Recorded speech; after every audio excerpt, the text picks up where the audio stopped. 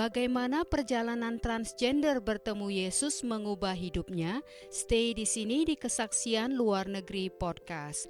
Aku benci diriku sendiri. Aku benci semua yang berhubungan dengan sifat perempuan. Aku tidak mau jadi perempuan sama sekali. Aku bahkan ingin Laura benar-benar hilang dan diganti dengan sosok yang baru. Namaku Laura Perry Smoltz. Aku dibesarkan di keluarga Kristen.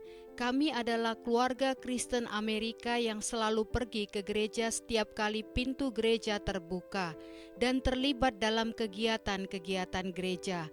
Tapi sebenarnya aku tidak benar-benar mengerti mengapa aku membutuhkan Yesus, mengapa aku membutuhkan seorang juru selamat. Aku ingin bercerita sedikit tentang kisah ibuku. Ibuku dibesarkan dalam keluarga yang sangat legalistik, keluarga yang menekankan ketaatan terhadap peraturan.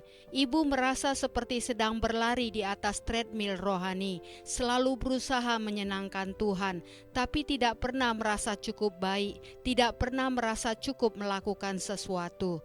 Saat aku masih kecil, aku sering mendengar tentang kasih Yesus, tapi apa yang aku lihat dari kekristenan waktu itu justru stres, kelelahan, dan selalu tampak tegang. Aku selalu merasa seperti beban, mengganggu orang lain. Aku merasa ibu hanya ingin aku menjauh darinya, tidak mengganggunya, meninggalkannya sendiri. Aku tidak mengerti bahwa ibu sebenarnya sedang terluka. Kondisi kesehatannya yang tidak baik membuat ibu sering kesakitan. Aku masih ingat satu kejadian. Aku datang dan memeluk ibu dengan erat, tapi ia mendorongku dan berkata, "Jangan sentuh aku lelah, aku sedang kesakitan." Aku berjalan pergi dengan hati yang sangat sedih. Tak lama kemudian, adik laki-lakiku masuk ke ruangan, memeluk ibu, dan respon ibu sangat berbeda dengan apa yang kualami barusan. Aku berpikir, apa yang salah denganku?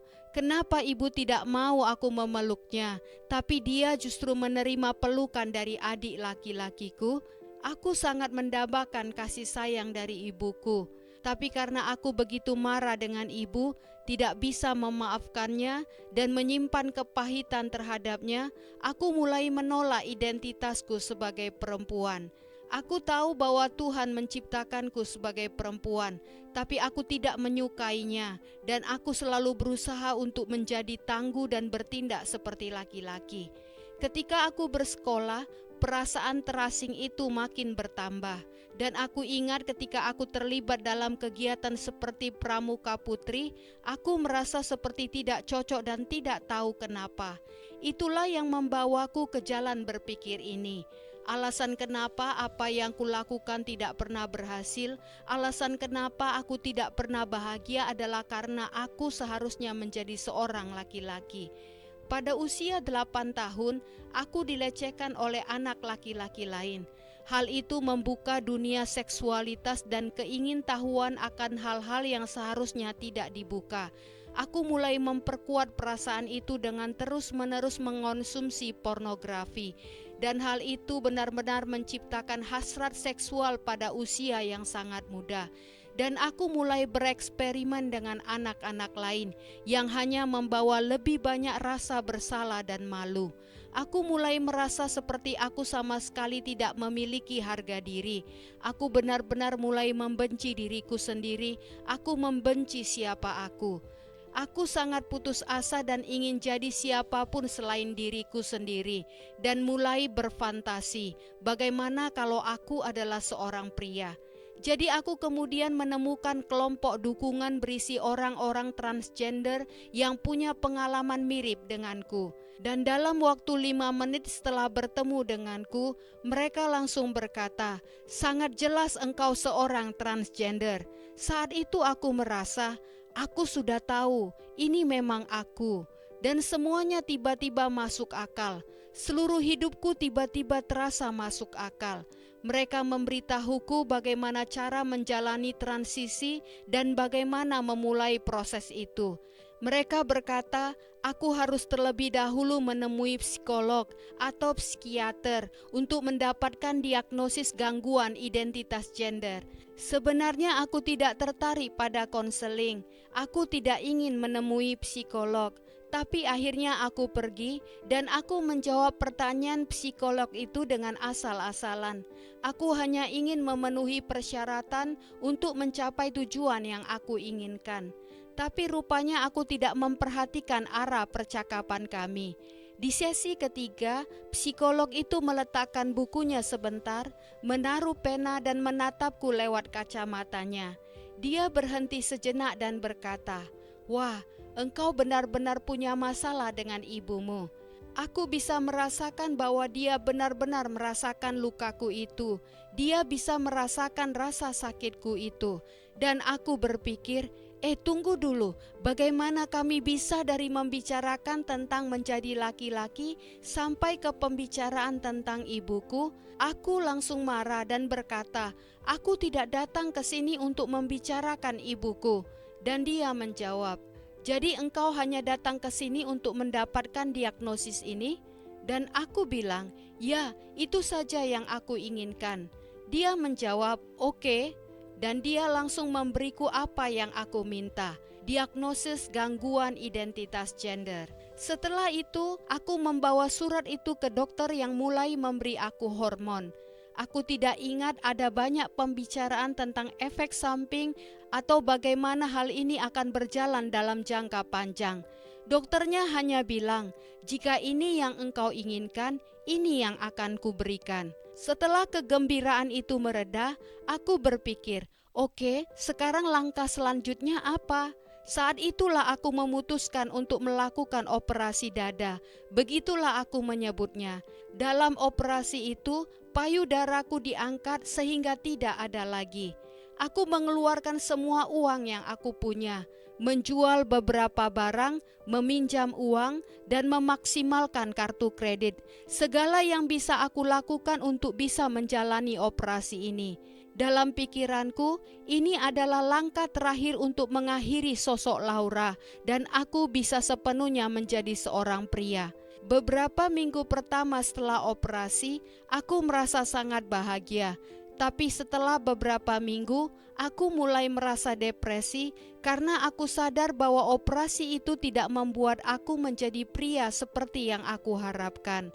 Aku mulai mencari tahu tentang operasi-operasi penataan genital yang selalu aku rencanakan. Tetapi aku terkejut saat menyadari betapa palsunya operasi-operasi ini. Aku mulai sangat terpuruk dan hancur. Aku berpikir, kenapa tidak ada yang memberitahuku betapa buruknya ini semua? Aku sadar bahwa ini tidak akan pernah menyelesaikan masalah, bahwa aku membenci diriku sendiri. Semakin aku menjalani gaya hidup ini, semakin banyak orang yang percaya bahwa aku terlahir sebagai pria yang memang selalu aku inginkan. Aku ingin menghapus keberadaan Laura dan menjadi orang lain. Tapi tiba-tiba aku harus berbohong tentang segalanya dalam hidupku dan tidak ada yang tahu siapa aku sebenarnya. Semua ini mulai menggangguku karena aku memiliki pekerjaan di mana aku hanya dikenal sebagai pria. Tidak ada yang tahu bahwa aku adalah transgender dan aku terus-menerus takut ada yang akan mengetahui siapa aku sebenarnya. Aku memiliki identitas yang selalu aku inginkan. Meskipun aku tahu aku sedang hidup dalam kebohongan, tapi itu tetap tidak menyembuhkan luka di dalam diriku. Aku benar-benar menjadi sangat tersiksa oleh roh-roh jahat dan terjebak dalam peperangan spiritual yang terus-menerus. Aku tidak pernah merasa tenang, selalu marah, depresi, penuh kecemasan, dan mengalami pengalaman yang menakutkan. Aku tahu ada roh-roh jahat di sekitarku. Saat itu aku tinggal bersama pamanku di Alaska. Suatu hari, aku keluar dari rumah dengan sangat marah, dan aku bisa merasakan kehadiran roh jahat di sekitarku. Kucing pamanku tiba-tiba mati tergeletak di sampingku. Aku mulai membenci diriku lebih dan lebih lagi, dan aku membenci kenyataan bahwa aku sudah melakukan transisi selama bertahun-tahun, menghabiskan begitu banyak waktu, energi, dan uang untuk ini, serta memberitahu semua orang bahwa inilah aku. Aku mulai sadar dengan perasaan ngeri bahwa dari awal ini semua tidak pernah benar-benar nyata. Ibuku mulai mengadakan Bible study di mana ibu dan teman-temannya berkumpul. Ibu melakukannya sepanjang minggu. Grup Bible study ini semakin berkembang dan tiba-tiba jumlah wanita yang ikut mencapai sekitar 75 orang. Karena Bible study itu berkembang begitu pesat, ibuku ingin membuat sebuah situs web. Aku sama sekali tidak tertarik dengan Bible study. Aku tidak ingin membaca Alkitab dan tidak ingin menjadi seorang Kristen. Tapi ibuku butuh situs web, jadi aku setuju untuk membuatkannya. Saat aku membuat situs web itu, aku mulai membaca sedikit demi sedikit materi pelajaran Bible study itu. Tiba-tiba ada hal-hal yang menarik perhatianku, hal-hal yang belum pernah aku lihat sebelumnya. Aku mulai melihat hal-hal dalam Alkitab yang belum pernah aku ketahui dan mulai melihat hal-hal tentang Tuhan yang belum pernah aku dengar sebelumnya. Aku mulai menyadari bahwa Tuhan itu dapat dipercaya, bahwa Dia setia, baik hati dan penuh kasih. Salah satu hal yang benar-benar membuatku terkejut adalah rencana penebusan Tuhan dari sejak awal. Aku tidak pernah bisa menghubungkan antara Tuhan yang pemarah dan yang menghakimi di Perjanjian Lama dengan sosok juru selamat yang penuh kasih yang datang ke dunia dan mengajarkan tentang kasih di Perjanjian Baru. Dulu hal itu selalu membingungkanku, tapi tiba-tiba aku mulai melihat rencana Tuhan yang ibuku ajarkan.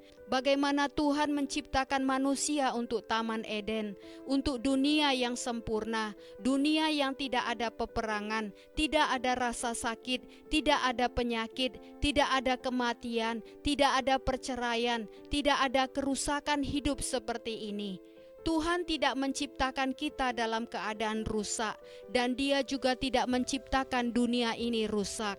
Dunia ini rusak karena manusia memilih untuk berdosa, dan kitalah yang memberontak terhadap Tuhan.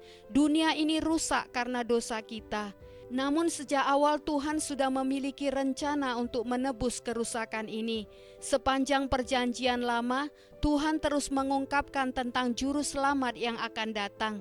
Dan aku mulai melihat untuk pertama kalinya dalam hidupku bahwa Tuhan itu setia, bahwa Tuhan bisa dipercaya, dan firman Tuhan mulai menyembuhkanku. Semakin aku tertarik dengan firman Tuhan, semakin aku sering menelepon dan bertanya pada ibuku tentang Bible study-nya, apa yang dia sedang ajarkan. Selama sekitar 6 bulan, kami rutin berbicara setiap hari tentang Alkitab. Saat itulah Tuhan mulai mengejarku dengan kasih-Nya. Tuhan mulai menyatakan dirinya kepadaku, menunjukkan kebaikannya kepadaku. Dia menunjukkan bahwa Dia setia, baik hati dan bisa dipercaya. Dan aku mulai menyadari betapa aku membutuhkan juru selamat. Tiba-tiba semuanya mulai masuk akal bahwa alasan mengapa Yesus harus datang dan mati, memberikan hidupnya untuk kita adalah untuk membayar hukuman atas dosa kita, karena tidak ada apapun yang bisa kita berikan kepada Tuhan yang cukup untuk membayarnya, apapun itu. Aku mulai menangis kepada Tuhan dengan segenap hatiku dan berkata kepadanya, Tuhan, aku tahu aku tidak layak, aku tahu aku seorang pendosa. Ada kalanya di SMA aku berdoa kepada setan, memintanya agar dia menghalangi orang-orang mengenal Yesus. Aku tidak tahu betapa lebih besar kuasa Yesus dibandingkan dengan setan. Tapi aku tahu betapa berdosanya hatiku, betapa aku membenci Tuhan, betapa aku telah meludah di hadapannya dan menolaknya. Namun di saat itu aku tahu bahwa jika aku berseru kepada Tuhan dalam pertobatan, aku tahu Tuhan akan menyelamatkanku. Suatu malam aku pulang ke rumah dan langsung menjatuhkan diri ke lantai, lalu berkata kepada Tuhan, "Tuhan, aku ingin segala yang Engkau sediakan untukku. Aku tidak ingin melewatkan apapun dalam hidup ini. Aku ingin tahu apa panggilan-Mu dalam hidupku, mengapa aku ada di sini, serta apa sebenarnya rencana-Mu buatku." Kemudian Tuhan bertanya padaku, "Jika engkau berdiri di hadapanku malam ini, dengan nama apa aku memanggilmu?" Pertanyaan itu langsung menghentikanku sejenak. Tuhan berkata, "Engkau tidak bisa mengklaim mengasihiku, tetapi menolak ciptaanku." Tuhan berkata lagi, "Biarkan aku memberitahumu siapa dirimu." Aku mendengar Tuhan memanggilku Laura dalam doaku, dan aku berusaha untuk mengabaikannya. Aku berusaha berpura-pura bahwa Tuhan oke-oke saja dengan keberadaanku sebagai seorang transgender. Namun selama waktu itu aku merasa hatiku ditegur dan disentuh. Aku mulai merasa semakin tidak nyaman mencoba hidup sebagai transgender dan Kristen. Dan aku tahu ini bukanlah kehendak Tuhan. Tuhan mengingatkanku pada Yohanes pasal 1 yang mengatakan bahwa Yesus Kristus sendiri adalah pencipta, bahwa segala sesuatu diciptakan melalui Dia dan oleh Dia. Aku mulai menyadari bahwa Tuhan memintaku untuk menyerahkan hidupku untuk Kristus, untuk meninggalkan semua ini dan mengikuti Dia. Tuhan tidak memberitahuku bagaimana cara untuk menjalani detransisi, tidak memberitahuku bagaimana masa depan beberapa tahun ke depan akan terlihat. Semua yang Tuhan minta adalah untuk aku menyerahkan seluruh hidupku, melepaskannya dan mengikuti Tuhan. Aku mendapat penglihatan yang jelas tentang Yesus Kristus yang berlutut dengan satu kaki, mengulurkan tangannya ke dalam lubang tempat aku terpuruk dan bertanya, "Apakah engkau percaya padaku?" Aku mulai mencurahkan hatiku kepada Tuhan dan mulai bertobat dari segala sesuatu yang bisa aku pikirkan, dari semua yang pernah aku lakukan. Aku benar-benar tidak tahu betapa dalamnya dosaku. Seperti Tuhan meraihku, dan pada saat itu aku dipenuhi oleh Roh Tuhan dan aku benar-benar diubahkan. Keinginanku mulai berubah, hatiku mulai berubah, sikapku mulai berubah, pikiranku mulai berubah. Selama beberapa tahun berikutnya, sedikit demi sedikit aku mulai mengampuni ibuku, mengampuni anak-anak perempuan yang telah menyakitiku di masa kecil, mengampuni laki-laki yang telah menyakitiku, dan anak laki-laki yang telah melecehkanku. Aku mulai mengampuni semua hal yang telah terjadi padaku itu, dan aku mulai melihat bahwa meskipun aku telah sangat disakiti, aku juga telah meresponnya dengan dosa. Aku mulai meletakkan semua itu, dan aku meletakkan semua kepahitan, kemarahan, dan tidak mau mengampuni, dan aku mulai mengejar Yesus. Tiba-tiba semua perasaan, pikiran, dan keinginan transgender itu mulai memudar, dan jati diriku yang sebenarnya, yang Tuhan ciptakan sejak awal, mulai muncul dan terlihat. Tiba-tiba aku mulai merasa sedikit lebih nyaman dan lebih nyaman lagi. Aku mulai menikmati menjadi seorang gadis, mulai senang menjadi seorang gadis. Mungkin engkau merasa seperti tidak cocok dengan dirimu. Mungkin engkau merasa seperti telah ditolak. Mungkin engkau merasa seperti seseorang di keluargamu, temanmu, atau seseorang di sekolah lebih baik darimu, atau orang-orang melihatnya seperti itu, dan engkau berusaha membuktikan bahwa engkau lebih baik, bahwa engkau itu baik, bahwa engkau memiliki nilai dan harga diri. Tetapi kenyataannya, semakin kita berusaha memperbaiki diri, semakin banyak kerusakan yang kita lakukan, karena kita tidak bisa memperbaiki kehancuran itu, karena kehancuran itu disebabkan oleh dosa kita sendiri, dan hanya Yesus yang menghapus dosa kita, yang membayar hukuman untuk dosa kita. Hanya Yesus yang bisa menyembuhkan kehancuran itu. Ketika Yesus menyembuhkan kehancuran itu, kita mulai menemukan siapa diri kita yang sebenarnya, nilai serta harga yang Tuhan taruh dalam hidup kita. Mazmur 139 adalah salah satu bagian paling luar biasa dalam Alkitab yang menjelaskan betapa dalamnya Tuhan mengenal kita dan bagaimana Dia menciptakan kita dengan tujuan yang jelas. Tuhan mengenal kita jauh lebih baik daripada kita mengenal diri kita sendiri.